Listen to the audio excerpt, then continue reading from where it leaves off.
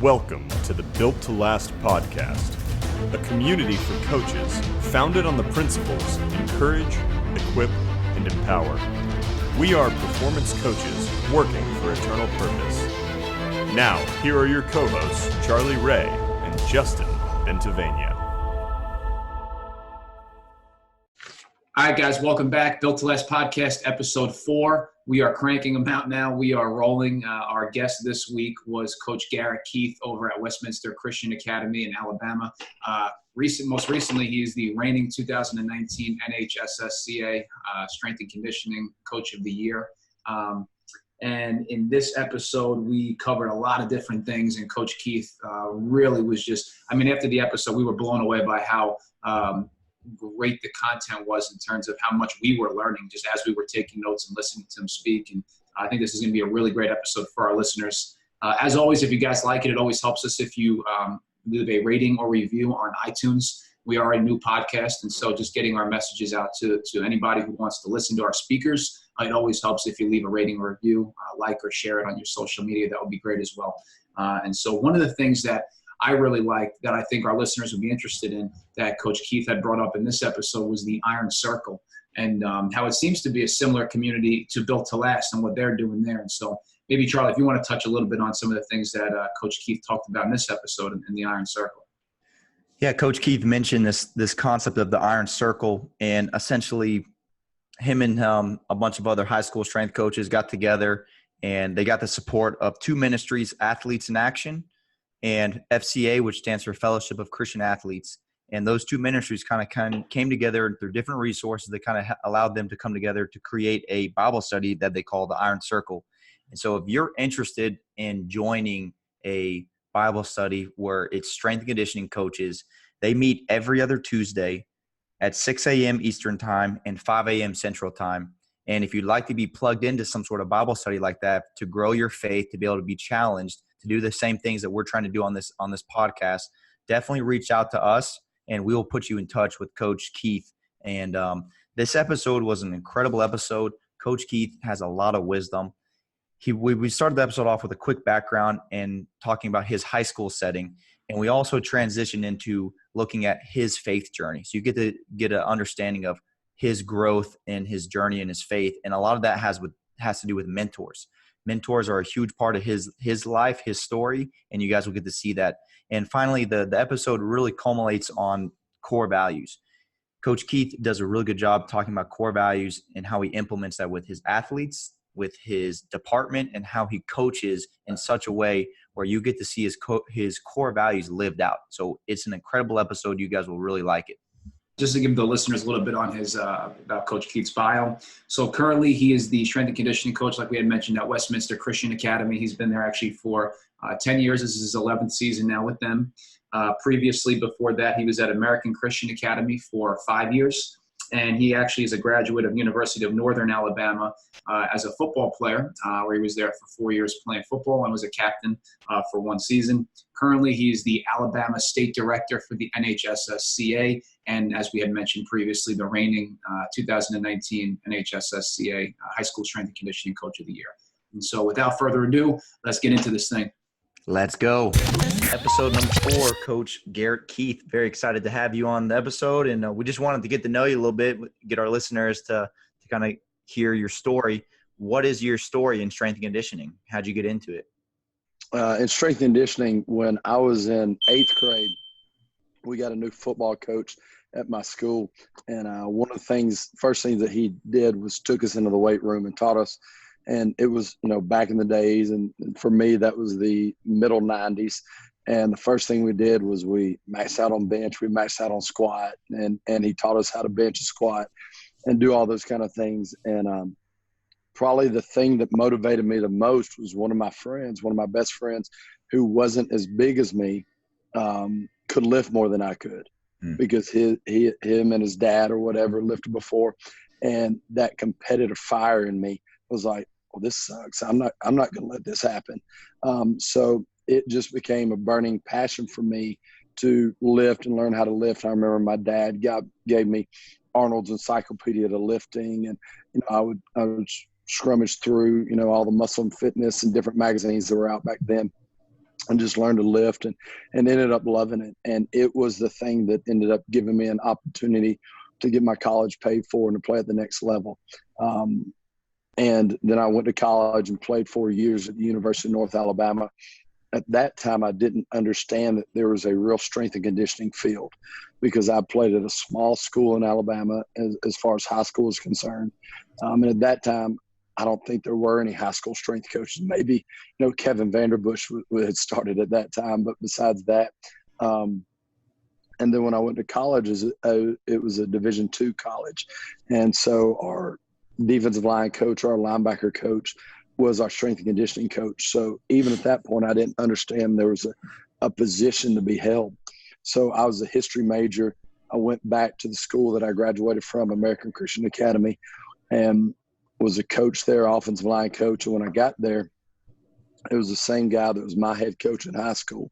And he said, I want you to be my offensive line coach, and I want you to run the weight room because you loved the weight room when you were here. And that got me excited. And over the years, I started to understand that the weight room was more of a passion for me than the football field was. And so I started learning more and understanding more. When I first got into it, it was, just about, or all I was doing was really recycling old programs that I had done. And then I started learning more, getting my certifications, really delving into anatomy and physiology more and the science behind training. And it ended up being the way that God used me to influence young people and gave me that platform to work with young people.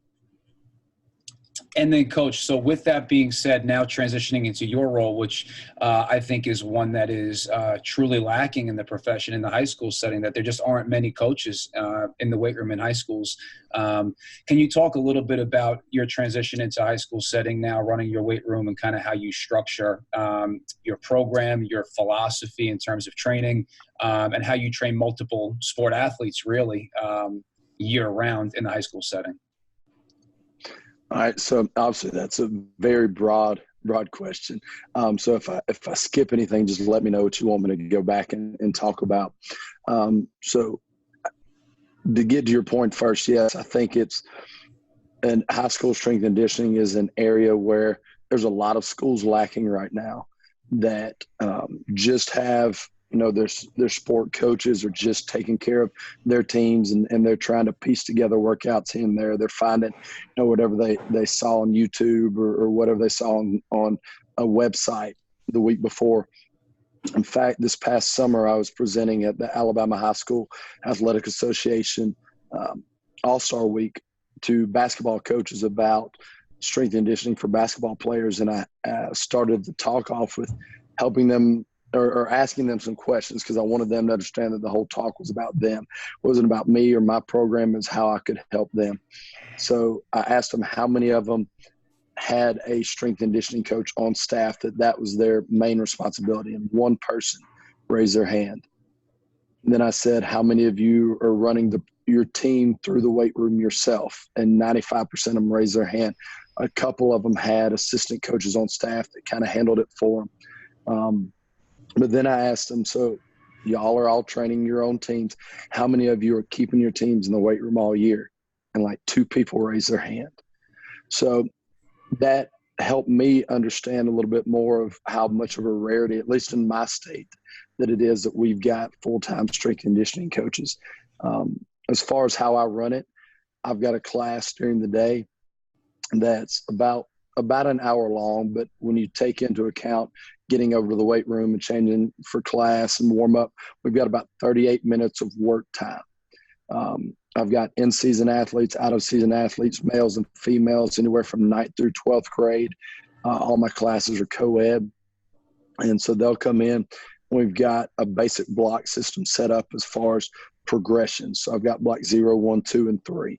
Block 0, kind of the Joe, taking it from Joe Kent and treating those kids as they've never trained before.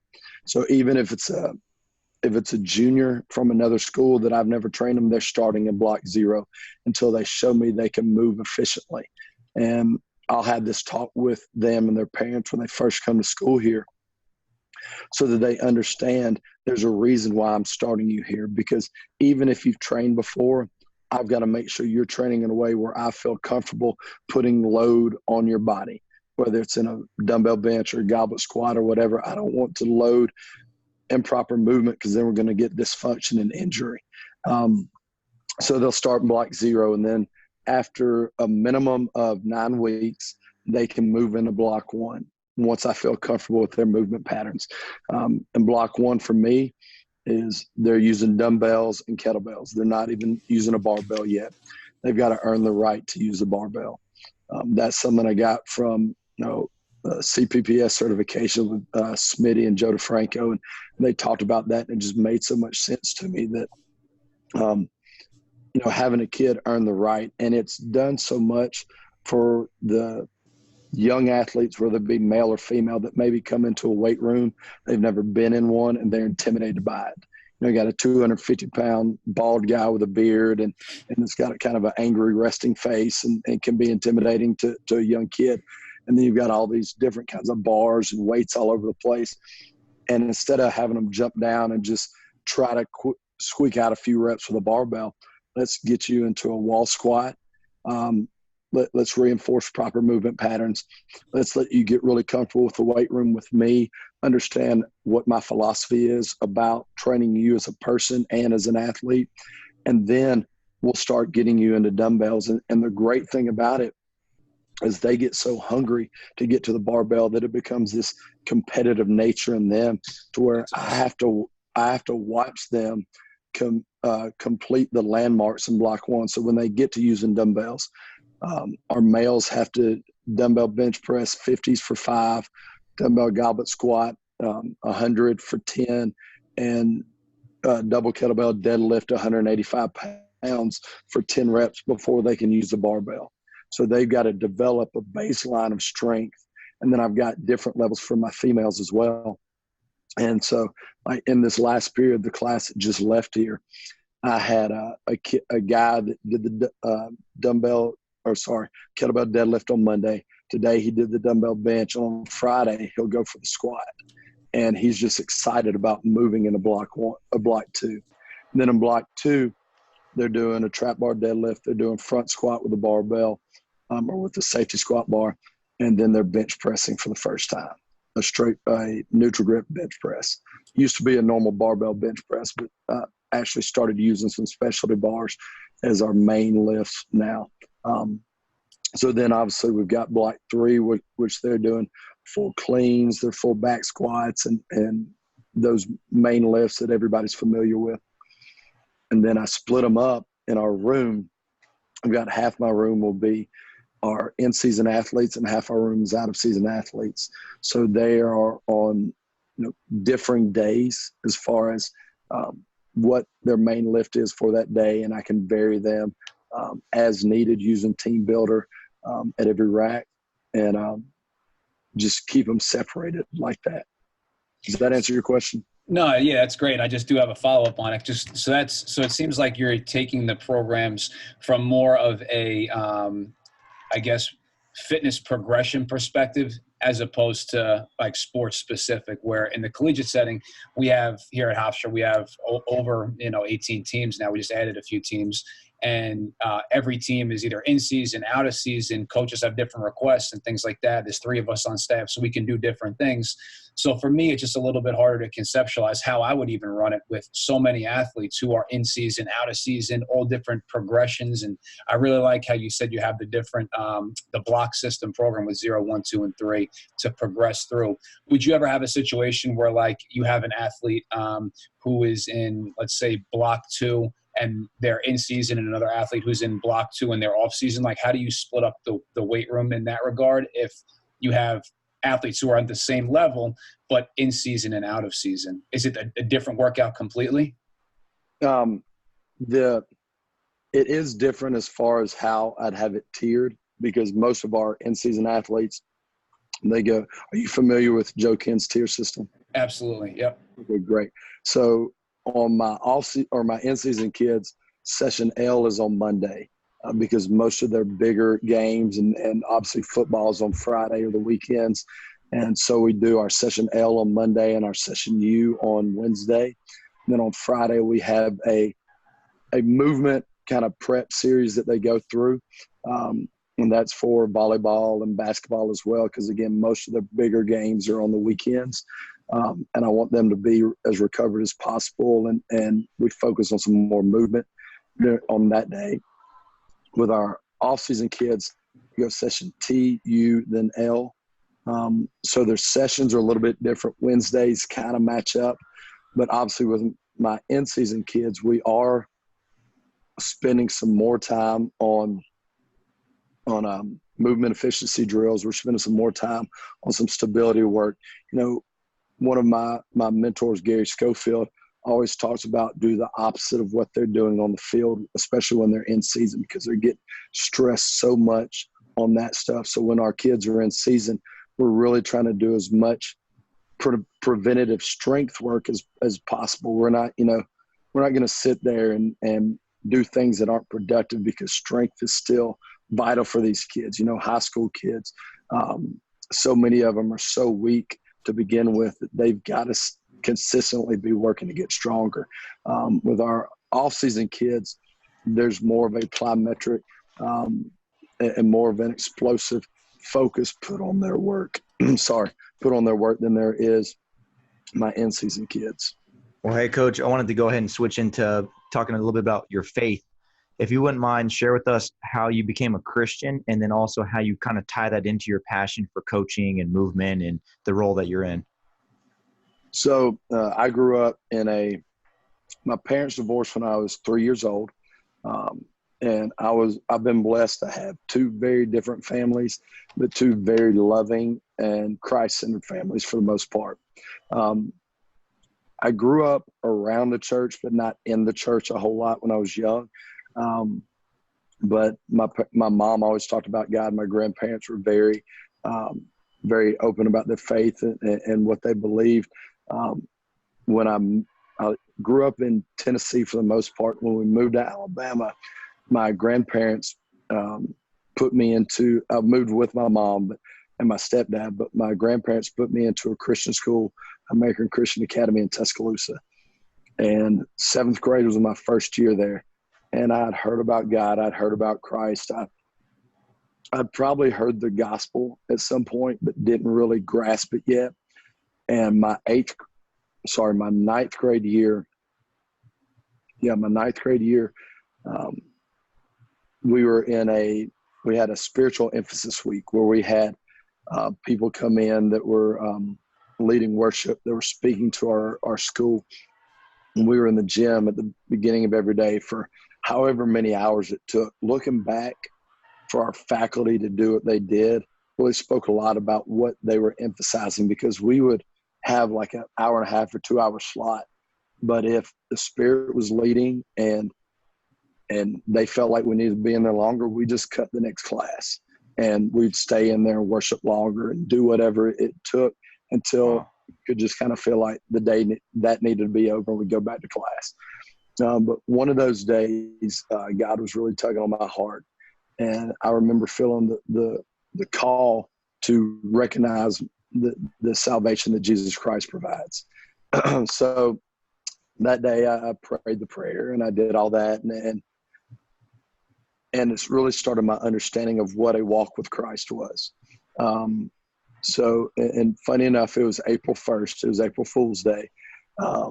And I remember calling my mom and telling her that, that I'd found the salvation in Christ, that relationship had started. And it was obviously a long journey, but I had a lot of incredible people. My head of school now was my head football coach then. He was my pastor. He was my teacher, my football coach. He was like a second father to me. And he's been there with me ever since 1994 when he started being a football coach. He's been a huge part of my life for the past 25 years. He officiated my wedding. He actually lives 2 doors down from me now. Wow. And that's awesome. It's an incredible relationship. And I'm actually his son, who was my water boy in high school, works here at the same school. He's getting married in December, and I'm in his wedding. And I coached him in high school. So it's a really neat dynamic. God has really put some incredible people in my life. And and just steered my direction incredibly. I can't explain to you how blessed I've been in my life. And so God called me to understand that relationship with him at that age. I went through high school and I didn't do a lot of the don'ts of the Christian life, don't drink, don't do this, don't do that. And I think, that was the youth of my Christianity, kind of at that point, not understanding really what the walk was about. And my faith was probably a mile wide and an inch deep at that time. And I went to college and did not live out my walk with Christ at all.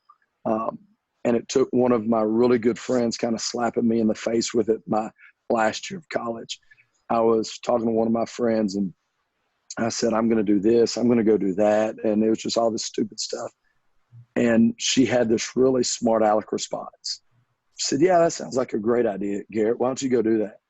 It's like, what is that supposed to mean? And she said, you know what you need to do. You need to stop living your life for yourself, start living for Christ again. And your life will be better because you'll have a purpose. And I'm just sitting there just blown away. Like I was just trying conversation with you. Wow. You're throwing this on me. But it was the slap in the face that I needed. It was the accountability that I needed. And I started to understand more of what I was missing in my life. And that's when Coach Hooks started calling me, said, hey, when are you going to graduate and come back to ACA and teach and coach for me? And he would just badger me over and over again. And I went through a time where I thought I wanted to be in the collegiate ranks. And then I realized I wanted to go back to high school, that I needed to be around Stephen again. I needed to be around role models that I knew would be helping to grow my walk. And so I went back to ACA, was there for 5 years, and realized that what I was doing as a teacher and as a coach was something that God had given me a passion for, but my purpose is much bigger than a weight room. It's much bigger than numbers in a weight room. It's much bigger than victories on a field or state championships or anything like that. That my purpose was to influence young people for God's kingdom. But thankfully, he's given me a passion to do it in an area that I can have a job in. I don't understand how people work at a job where they don't feel passion and a purpose in. Luckily, I've never had to do that. I tell people all the time, in the 16 years that I've been coaching, I've never dreaded a day of work. I've never gone in thinking that there wasn't a reason behind what I was going to do that day, that there wasn't a purpose behind it. And getting to work with high school kids and watch them develop and have an opportunity to talk to them about God, to use my faith in our core values, to use my faith in our talk about quotes of the week and everything that we do from top to bottom, being God-centered is the greatest thing I can imagine. And I think there are so many coaches out there that are listening to you speak and just hearing the same things that they think about on a daily basis. Because in this profession, one thing that I've found in my short time in this career is that there are so many good people in this thing for the right reasons, people like yourself and who are doing it to make an impact. And even just hearing you speak about it just ignites a fire in me again, just why we love what we do. And like you had mentioned with your mentors, I mean, if it weren't for mentors for me, I mean, I know I would not be where I am today in my current position, in my job, in my marriage, as a son, in all areas of my life. And so if you don't mind just talking a little bit about, so you had some mentors that were influential for you. How do you now see yourself as a mentor to your athletes and specifically in a Christian school? Why is that such an important role for you to be coaching at a Christian academy? So as far as my mentors go, God, like I said, already placed some really important people in my life that have done some great things, from my grandfathers, who I think were two of the best men that ever walked the face of the earth, and loved God with everything that they did, to the administrators that I work for now. And this summer at our NHSSCA NatCon, in my acceptance speech, my main focus was to help, or to not help because coaches understand it, but to emphasize the fact that our job is to be difference makers. That, and again, not just in the weight room or on the field, but that we've been put in a position where kids look up to us on a daily basis. And our job is not just to make them stronger, faster, and all those things, but it's to help raise young men and young women who understand what it means to be a man and a woman. And from my worldview, a biblical worldview, and being able to work in a Christian school, I get to tell them, I don't just want you to be great young men and young women. I want you to be young men and women that are chasing after God's heart, because that's what Stephen Hooks taught me. He taught me a lot of great stuff about football and about lifting, but what he showed me with his life and what he spoke to me on a daily basis was how to chase after God's heart. I remember watching him, and when I was at ACA, the school was not financially set to pay their teachers very well at all. And so Coach Hooks used to drive this beat-up blue car. I mean, the first time I got in it, I was in 8th grade. He was driving me somewhere. He turned on the air conditioner, and dead ants started flying out of the air. And I was just sitting there like, what's going on? And he's over there just laughing. He's a huge guy, 6'4", over 300 pounds. And he's just dying laughing. And he had 5 kids who I saw all of them grow up. And I watched him struggle a little bit financially. He was a teacher. He was a pastor. He had all this stuff going on. But I saw him live life with a joy. And that was one of the things that really drew me to want to know what was different about him, to understand what Christ was. Because I saw, and I remember praying this. I remember literally one night praying, God, please help me be as joyful as Coach Hooks. Help me find a purpose in my life and something that brings me joy, because I understood at that point I was very materialistic as a young person. And it's one of those fights that I still have to this day. But I was so wrapped up in at that time, what car my parents drove me to school in, or my grandparents drove me to school in, what I was wearing. And I remember telling Coach Hooks that many years later when I went back to ACA and was coaching and teaching with him. And he just starts laughing. Like, why is that funny? I'm sharing a very deep emotional time with you. And he said, because now you're back at ACA not making any money too. You better be careful what you ask for. And so having those mentors, and I also had some people who made an attempt to be a good mentor, but that I learned more negative stuff from. And those people stick into my mind as well, because I understand that when I slip up and how big I slip up and make mistakes in my life can have a really negative impact on these young people too. I remember some coaches that I had that I loved to death and made some really bad life choices. And when they did, I remember talking to my old high school teammates, and one of my high school teammates said, man, forget what Coach so-and-so said to us. Man, I'm not listening to anything he ever told us, because if he's going to live like that, man, I don't want what he's got. And so that remains in my mind just as much as the positive mentors, because I know if I tell these kids about God and I tell them about being a great husband and being a great wife and being a great father and all those things, and then I don't go out and live it, then what I say is not going to matter. We've probably all heard that saying, your actions speak so loudly I can't hear what you're saying. Mm-hmm. So I know I've got to show love to these kids, and I've got to show them that I love my wife and I love my children and I love my God, and that my actions back that up just more than my words do.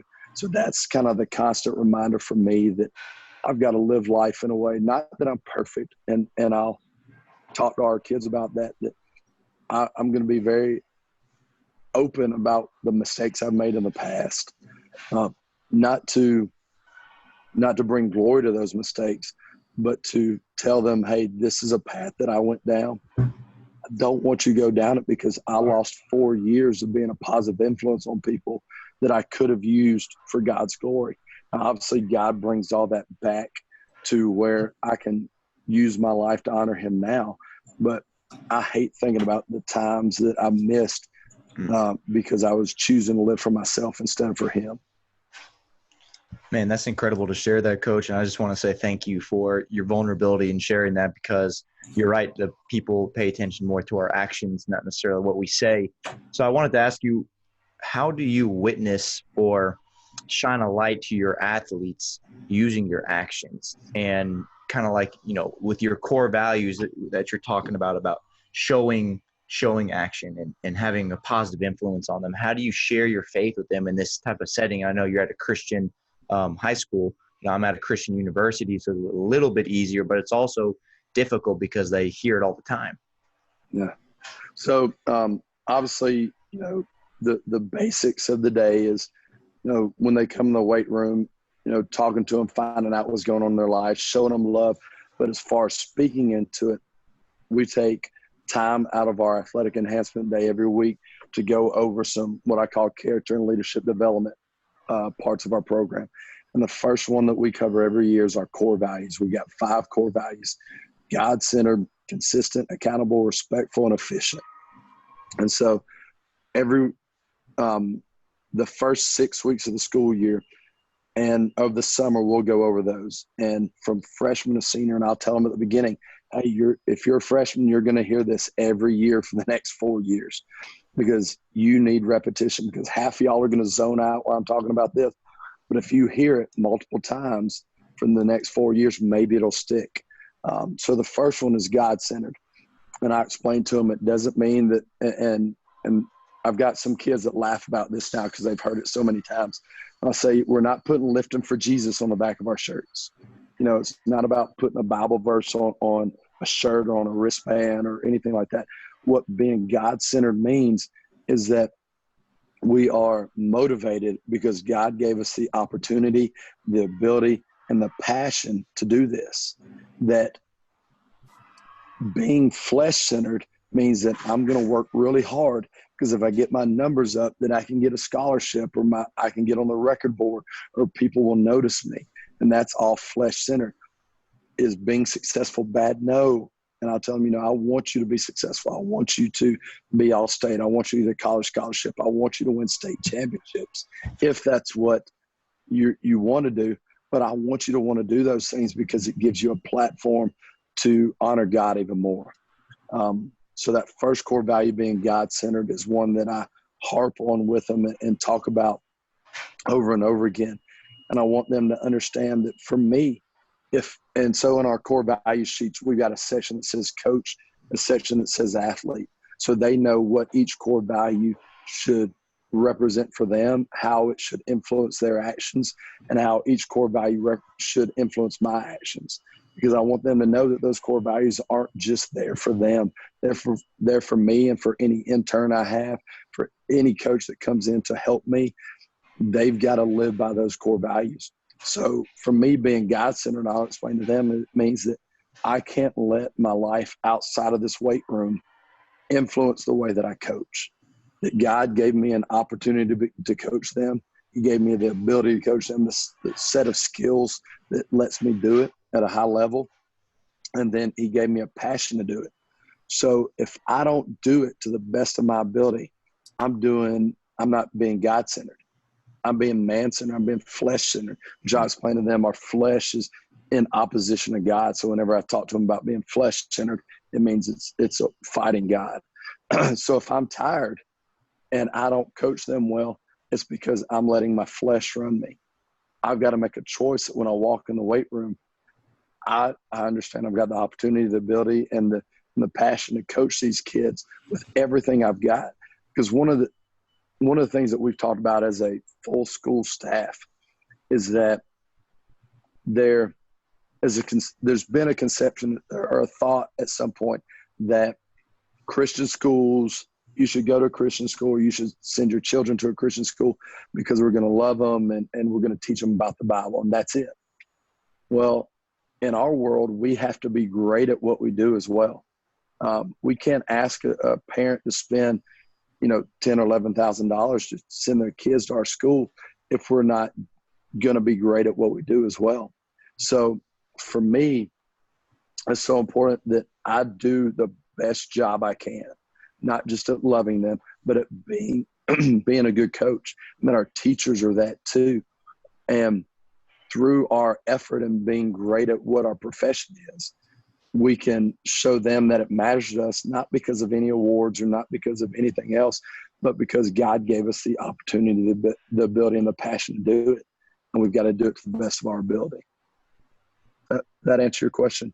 Yeah, that's incredible. I'm definitely going to need to see a copy of that sheet with those 5 core values. That's awesome. Yeah, I'll send that to you.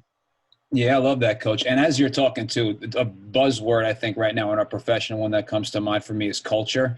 And we talk about it a lot, and everybody has their spin on it. And it sounds like you do a great job of creating that culture in your weight room with some of the views and the mission of your school and everything that you're trying to do. What does culture mean to you? And then are there other practical steps that you recommend to other coaches of ways that they can develop that culture in their weight room? Culture to me it's really who you are.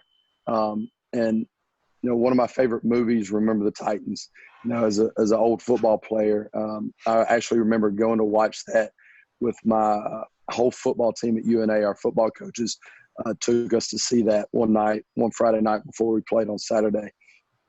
And the line in there where Bertier and one of the other linebackers are getting in an argument, and Bertier's saying, "Hey, you're not doing this, you're not doing that."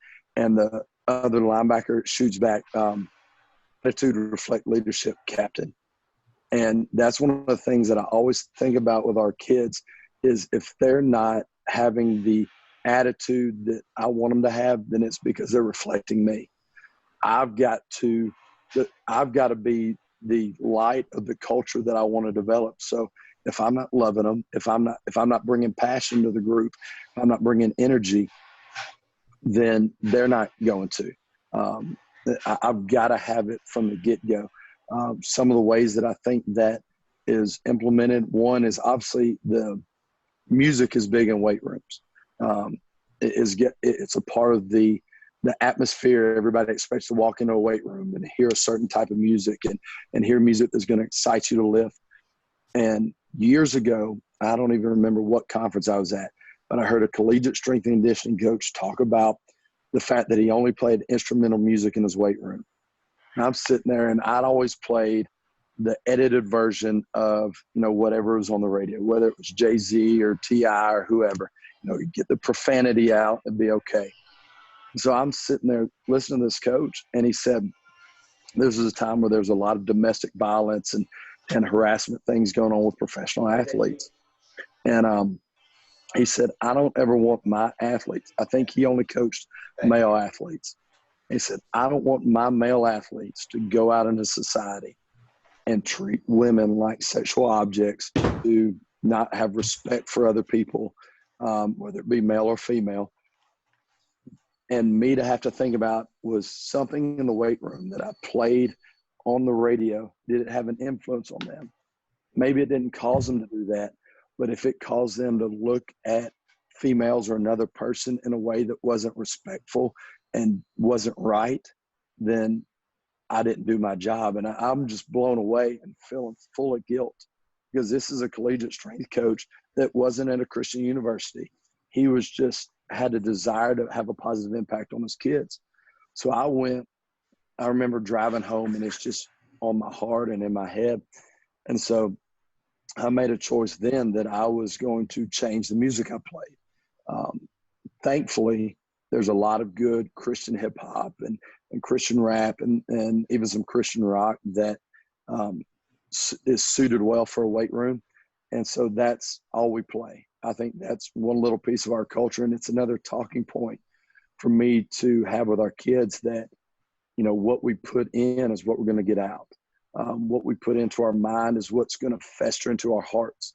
And if we're constantly putting things that are treating people like sexual objects, that are talking about getting drunk and smoking or whatever, then it's not the culture that I want to create. Now we do have, I sent out a questionnaire to our kids at the beginning of the year where they get an opportunity to request 3 songs. And I have a student request list on Wednesdays where I'll play their request, but I go through, it's a painstaking process, because I go through every single song and I will not add it to the list until I've read the lyrics and listened to it. And one of the songs this past year was a song that I've listened to a ton of times. It was a Stephen Miller Band song, the old rock and roll. And I'd never really thought about it. And then when I looked at the lyrics, I was like, they're talking about getting high. I can't play this in the weight room. It's not what I want to put into my kids' minds. So again, it's an opportunity to talk to them about how everything that we do goes to either being God-centered or flesh-centered. And they love it. Now, I have some kids request some really weird songs for the weight room. Like just some old, like I've got one kid, he's an incredible kid. He's a state champion pianist and also probably the best football player on our team.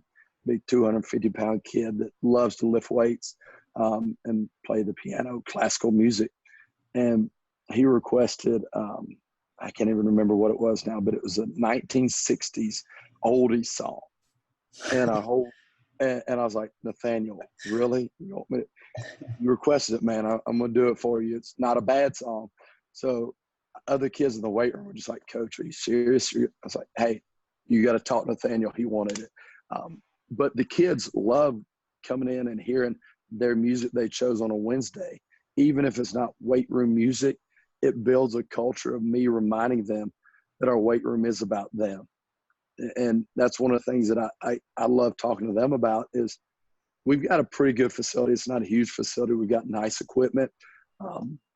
I've been able to buy a ton of specialty bars and specialty equipment. But I'll tell them this weight room, it doesn't matter.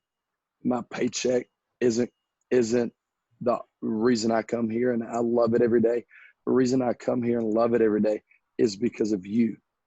And I'll tell them, this weight room is about you. Me working here is about you. Our school is about you as students. And so that student request Wednesday is one of my ways where I show them, hey, I don't care for some of this music, but it's not about me. It's about you. And if you're going to enjoy this and it's not anything that's bad, then let's go for it. Let's just have a good time with it. That's pretty incredible because a lot of places don't do that. And so what an opportunity to shine a light by saying, yeah, what you put in is what you're going to get out. The things that you're feeding your subconscious, those are the things that influence you in a positive or negative way. So I love, Coach, how you have a system. It's God-centered and it filtrates into everything, even from what you guys talk about to what you listen to. So that's pretty awesome. I wanted to talk to you about your role at the NHSSCA.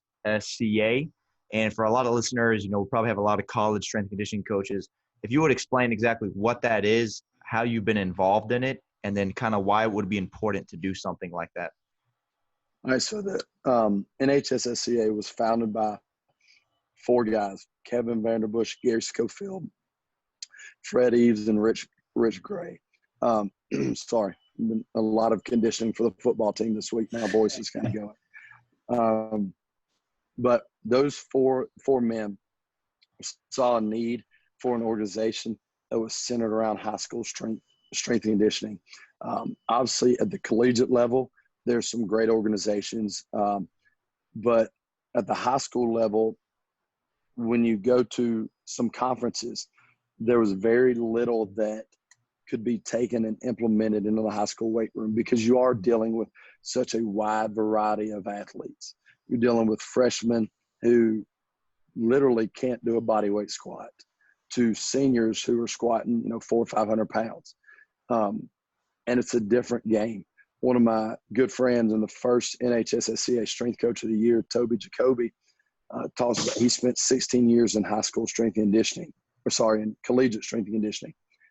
And he said when he took his current job at Strong Rock Christian, he thought he was going to change the game of high school strength and conditioning. And this is a guy that's incredibly knowledgeable.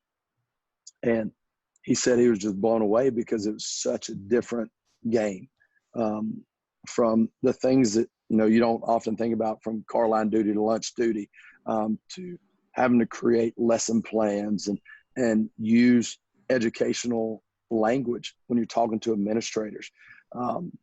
There's so much that goes into it. And So the NHSSCA was formed in October of 2016. That organization, in that time span, in not even 3 years, we have over 1,100 members. We've had 3 national conferences that have had, every year it's been growing, over 300 coaches at those conferences. And it is a way for every high school strength coach to have a seat at the table. Because there's so many great coaches out there that have a lot to offer that have never had an opportunity to speak to another group of coaches, to give their insight, or even to ask their questions about how do you run a strength and conditioning program when you only have 40 minutes in class? Or how do you run a strength and conditioning program when you only have after school and you don't have no different times during the day? And so we've got an opportunity for these coaches to meet up with other coaches that have tons of experience, and ask questions about how to do it, to learn from each other. Also, it's been a great way to help coaches find positions. This past summer, I had a couple different high school coaches, high school football coaches and superintendents that reached out to me trying to find qualified strength and conditioning coaches that wanted to be at the high school level. And so I was able to reach out and get a ton of great applicants for those positions, because I think, obviously collegiate strength and conditioning, y'all are getting maxed out in how many opportunities there are for people. High school strength and conditioning provides a lot of great opportunities as far as stability is concerned. At the collegiate level, a lot of times coaches are kind of bound to their football coach or to their basketball coach. If they lose their job, those strength coaches lose their job. In the high school realm, there's a little bit more stability, especially if you can make a positive impact on the community and on the school as a whole. Your value is seen as more than just a guy in the weight room with a whistle. So I think that's one of the things that the NHSSCA provides for us, is an opportunity to help get knowledge as far as the weight room is concerned, but also knowledge about the field out there.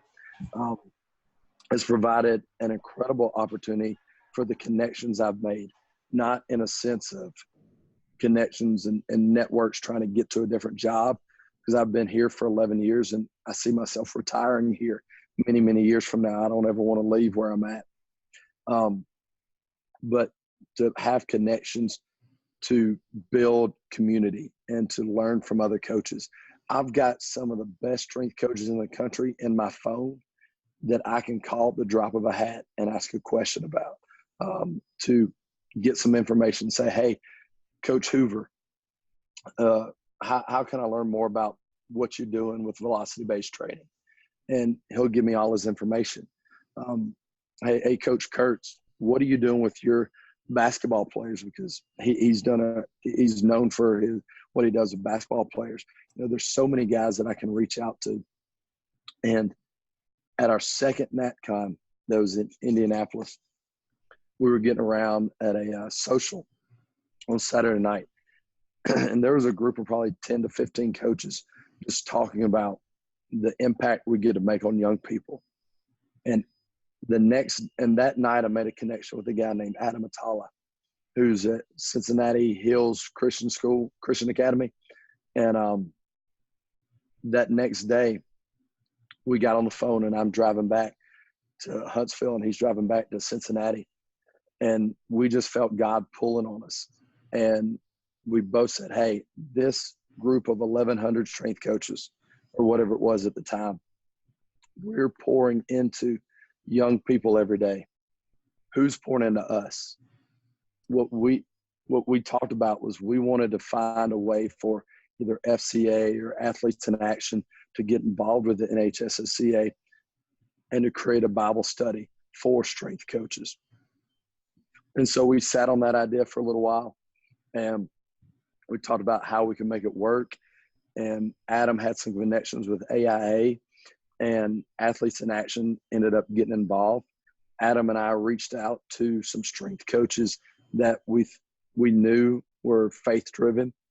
Some of them were in public schools, some of them were in private schools, and we formed a group called the Iron Circle. And we get together every other Tuesday morning, 6 o'clock Eastern time, 5 o'clock my time. And we get on a Google Hangout, and we have a Bible study together for about an hour, where we have developed this incredible community of Christian coaches. And so that lasted up until this last NatCon. And this year's NatCon, AIA came on board with the NHSSCA and became a full partner. And we had a AIA-sponsored breakfast that was about the Iron Circle and about inviting other coaches to it and telling them about it. And now, 2 years later, we've got 50 coaches that are a part of an Iron Circle group. So every Tuesday, we've got, this past Tuesday was our original Iron Circle meeting. And then this next Tuesday, we've got 4 additional groups of Iron Circle that are meeting, where myself, Adam Atala, Jeremy Evans, and JT Thomas are leading those Iron Circle groups. And it's developing this great bond. And that never would have been possible if not for the NHSSCA bringing us all together. The connections I've made with guys like John McKenna, who's up at Notre Dame High School in New Jersey, who was our Hall of Fame inductee this past year. He made a huge impact on me. I went up to speak at the Northeast Regional in 2017. And he picked me up from the airport. He's hosting the event. And instead of sending somebody else, he came and picked me up himself. It was about an hour drive back to my hotel. And that hour drive was the first time I met him. I'd heard him speak before, but it was the first time I actually got to talk to him. That opportunity to be influenced by him was life-changing for me.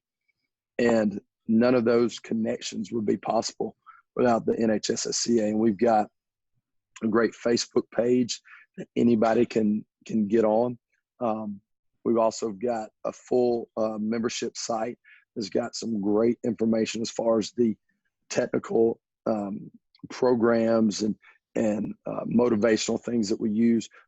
Toby Jacoby is the moderator of our website as far as information is concerned. He's constantly putting on presentations and videos from different coaches that have presented, whether it's at our NatCons or our regionals. And every year we have a national conference. Next year it's going to be at Wayzata High School in Minnesota. And then we have regional events. We've got seven different regions. And our founders have done a great job of creating a platform to honor coaches. We have, this past year, we just had our inaugural State Coach of the Year awards, as well as our Regional Coach of the Year, our National Coach of the Year, and the Hall of Fame Coach of the Year. That's awesome, Coach. And I think everything that you're talking about there, with whether it be the NHSSCA, the Iron Circle, even us at Built to Last, the profession as a whole, everyone is in this thing to make people better. It's just great hearing you say all those things. And so just as we kind of come to a close now, just a couple questions that we ask all of the people that are guests on our show. 3 questions: favorite book, favorite story from the Bible, and then how do you define success? So if you want to start with the first one, favorite book. Favorite book, this is the same thing I talked about on Iron Game Chalk Talk, but it is Joe Ehrmann's Inside Out Coaching. You know, that was given to me at an early stage of my coaching career. And I'd had a lot of transformational coaches already, but I didn't understand the difference. And reading that book gave me an opportunity to be a little bit introspective of what are my motivations for doing the different things that I'm doing, and to make sure that I continue to be a transformational coach. And I think that should be mandatory reading for every coach at every level. If you're going to step out on the field and influence young people, you need to read this and get an understanding of why you're doing what you're doing. Can I give you a quick story about that? Please, no, please do. So a couple months ago, I guess it was last spring, I had 2 coaches that came to observe our weight room and what we were doing. And my head football coach now is a guy that coached me for 1 year as an assistant coach in high school. I've been coaching with him for a long time, but he is an incredible man, one of the most top-notch men I know. And so me and the other 2 guys were sitting in our office talking about books and talking about different things that we use to influence young people. And I mentioned inside out coaching, and neither one of the other coaches had ever heard of it. So Louis goes and grabs a book off his bookcase and gives it to one of the coaches. He had an extra copy. He said, "Here, you need to read it." And the coaches are blown away. He's like, he had never met Louis before. Louis just gives him a book. Wow. And so the other coach is sitting there. Louis looks at him and said, you've got that book, right? And he was like, "No, I don't have it, coach."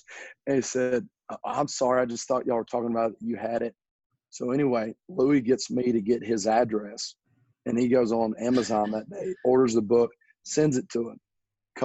A few months later, I'm at a conference with that same coach. We're roommates, and we're sharing a hotel, and that coach just could not stop talking about how that book changed his coaching. This is a coach that is in his mid-40s, has been doing it for a long time, and that book at that point still made him be a little bit introspective and make some changes in his coaching style. And I think that speaks volumes how important it is that we read stuff that's not just strength and conditioning, not just your basic leadership, but that makes you look at why you do the things that you do. I remember I actually heard Joe Ehrmann speak. I think it was the 2014 NSCA coaches conference. I don't know if you were there. See you nodding your head, but I was there. I got my book signed by him there. See, now you beat me to it. I couldn't get a book. It was sold out. As soon as I walked out, the books were all gone off the shelf. And so I think it just speaks to how awesome that book is and how many coaches have been impacted by it. So yeah, great book. Great book. I'd actually taken my copy of it, so I didn't buy one there. All right. So. Oh, that's awesome. Cool. Next one, favorite story from the Bible. You know, there's so many great, obviously, stories and pieces of it. But I think right now, based on an Iron Circle meeting we had just the other day, my favorite one is in Matthew 7:24 through 27, when Christ was given the parable about the two men, one who built a foundation on sand, one who built a foundation on rock.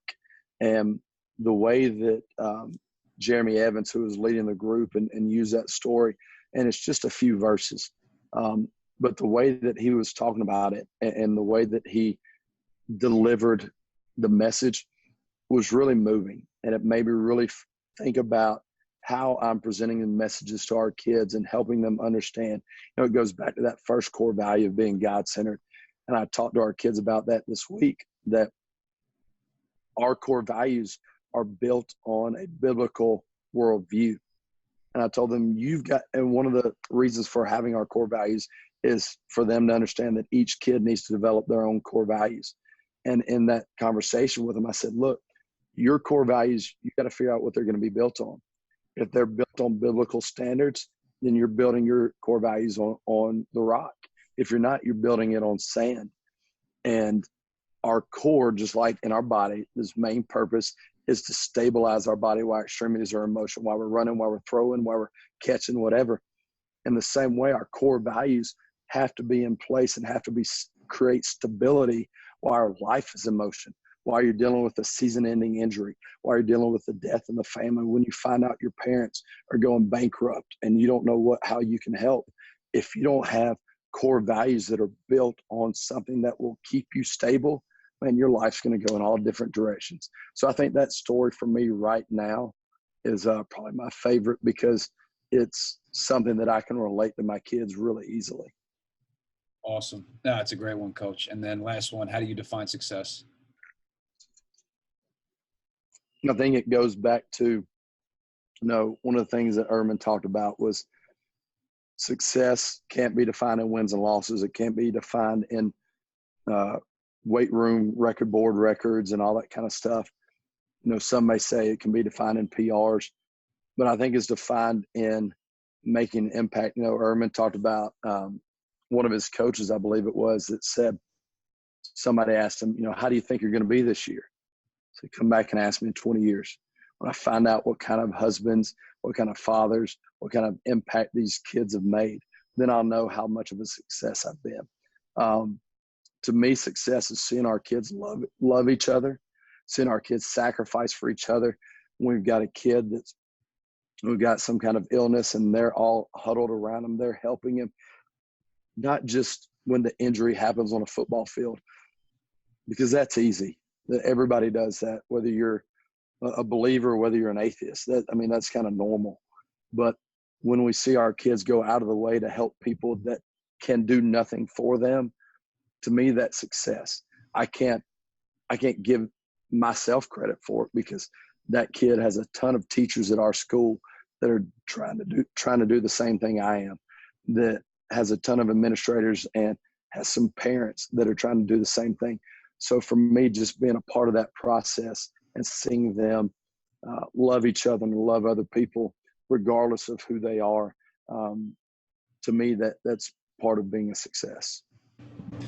Coach, thank you so much for sharing that. And so I just wanted to say thank you so much for sharing on this episode. And if listeners wanted to get in touch with you, if they wanted to reach out to you, how could they best get in touch with you or find you?